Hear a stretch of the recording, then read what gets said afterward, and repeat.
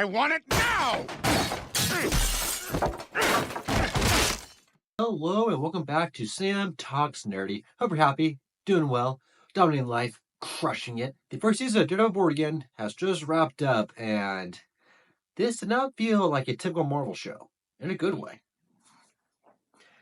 I mean, does everyone else think the show just flew by? I think it went by a lot faster than any of the previous shows. But anyways, it's time to break down the positives, neutrals, and negatives of the first season. Let's get into it. Positives. First off, the positives. First off, it does feel like a really solid continuation of the Netflix series. Yes, there's a bit of a shaky start in the beginning, but eventually the show does find its footing and its voice and becomes a worthy successor. Now, is it as good or as peak as Netflix Daredevil? No, I wouldn't say. I don't know, actually. I think it's just as good. Well, actually, no. Is it as peak as Netflix Daredevil? I'm gonna give it a soft yes. Like I said, there are some flaws with the first season, but it does belong alongside the Netflix show. I would say Born Again is a bit of an improvement due to the CGI, because with the CGI we see Daredevil be more acrobatic. A huge positive to Charlie Cox, Vincent D'Onofrio, and John Bernthal, because those guys just over 10 years later, and they still bring the thunder. They delivered in all their episodes. I am so glad they're back. I'm glad they stayed. I mean, some people do think that Troy Cox and Vincent D'Onofrio were a bit out of character in She-Hulk and in Echo and in Hawkeye. Which, yeah, I get. I think maybe that was when they weren't really. They're still doing the original version of the show. But in this, they are back to how they were, and it feels so good to have these guys back. And in the MCU proper, not just, soft, subtle, oh, hey, remember the incident? Oh, hey, what about, insert Captain America reference and blah, blah, blah. Like, no. They are in the MCU, and I like how they handled that of, yes, there are some MCU cameos, but they aren't like huge draw, like, oh my god, Hawkeye, oh my god, Miss Marvel. They literally only had Swordsman and Kamala's dad, and I think that was plenty in terms of cameos. Like that was enough to tell us, like, hey, this is in the MCU proper. I really enjoyed the character arcs of Matt and Kingpin in this season, because they both start off like trying to leave their past behind. Like, like Matt's trying to not be Daredevil anymore. Kingpin's trying to do things differently and not be, a crime boss. But as the season goes on, they're just like, screw it, I'm going back. I mean, Kingpin's sort of transition from, Mayor Fisk to Mayor Kingpin wasn't very subtle. Like, if you pay attention to him in the earlier episodes, he's, a bit more skinny, but as the show goes on, he gets, bigger, bigger, and bigger until he's back to his original Kingpin size. I mean, they even had a scene where he's getting ready for like a gala, and he's putting on one of his suits, and it tears, and he's like, "Oh, like, yeah." I do think that whole thing with Kingpin and his sort of transition back to Kingpin wasn't as subtle as Daredevil. The court aspect of the season was really cool as well. I also thought I wouldn't really care for much of the courtroom scenes, but no, they had me like really locked in, especially the White Tiger arc. And let's be real, it was cruel to have us care so much about Hector, only to then have him get shot in the head after he gets off and he's able to, go do good and be a hero. Plus, there was some subtle commentary about the justice system in this season. I mean, Matt made a point about how, like, a guy is getting 10 days in prison for stealing caramel corn, but yeah, we have a guy who's, like, I think he was, like, committing fraud or bribbing off teachers, and he's getting off with a slap on the wrist. Like, yeah, there was some commentary about the justice system, and it really made you think. The finale also has me really excited for season 2, the actual Devil's Reign arc or adaptation. Fun fact, I actually did read Devil's Reign as it was coming out, but then I fell off it, and I kind of feel bad about that. So maybe once I work through some of my other trade paperbacks, I'm still reading Winter Soldier. I have a few others left, but once I get done with those, maybe I'll pick that up. But I also reading some of the new Ultimate comics, so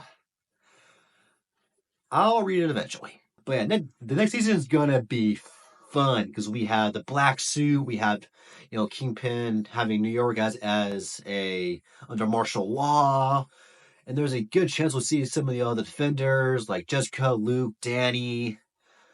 Sadly, not Spider Man. Fuck you, Sony. Maybe like Kamala. Just, I mean, hopefully next season we'll have a few cameos now, like a lot to where it's cameo bait or cameo saw, but just like cameos that make sense. I want to see the defenders together again. So I don't know, maybe there could be a second type and second time for a defenders team up or defenders season where they like take on Kingpin proper, or I don't know. I just want them. I just want them back. Plus, season 2 should be a lot better than season 1 since it won't be a Frankenstein season. Speaking of, my neutrals. And the whole thing of the season being sort of like a mishmash of two different versions of the show could be really obvious at times. Let's be real. While the first episode was good, it did kind of speed run a few things up. Okay, we have to kill off Fog. You have to explain why Karen's not in New York, and like explain why Daredevil and Kingpin are at their certain, status quo. And I do think this season being really courtroom heavy was a leftover from the previous version of the show because I recall seeing that the original version of Daredevil Born Again was going to be more of a courtroom drama and not so much courtroom stuff and superhero stuff, and we wouldn't have seen him as Daredevil till like I think the fourth or fifth episode. Hence why we didn't really get a lot of him dressed up as Daredevil this season.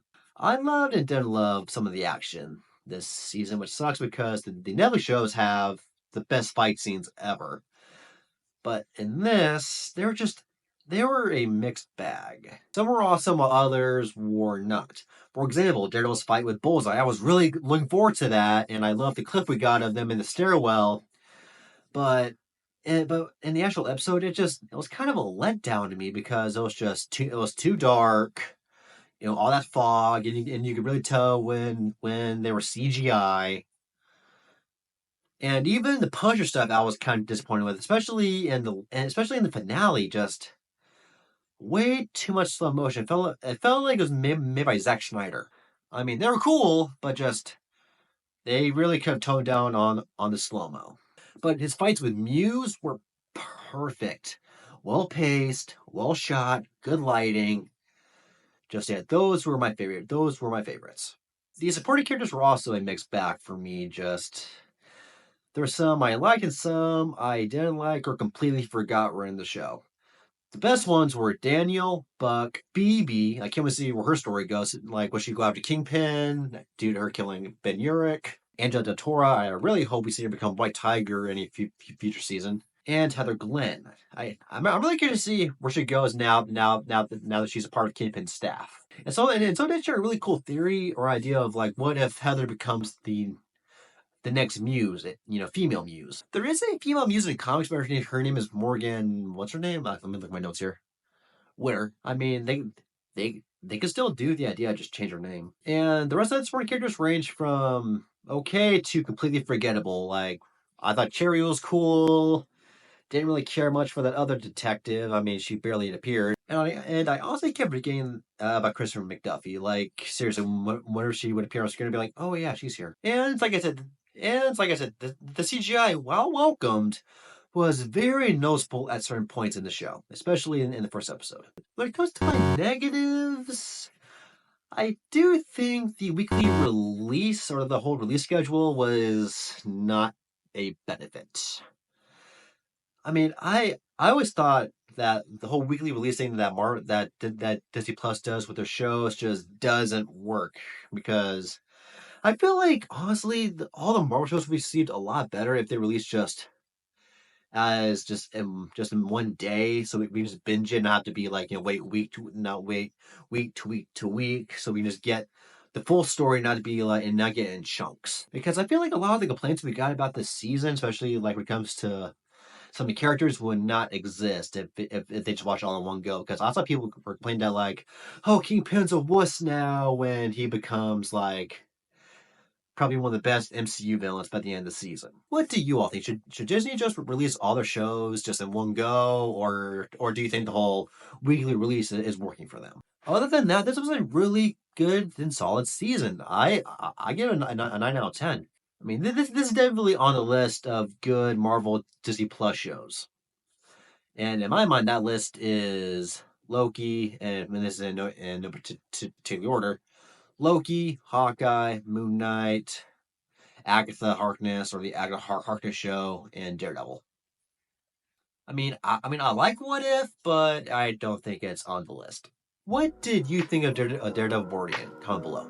If you're listening to this via my podcast on either Spotify or Apple Podcasts, make sure to follow me and give me a 5-star rating, because it gets me that gets my podcast out there for more ears to listen to.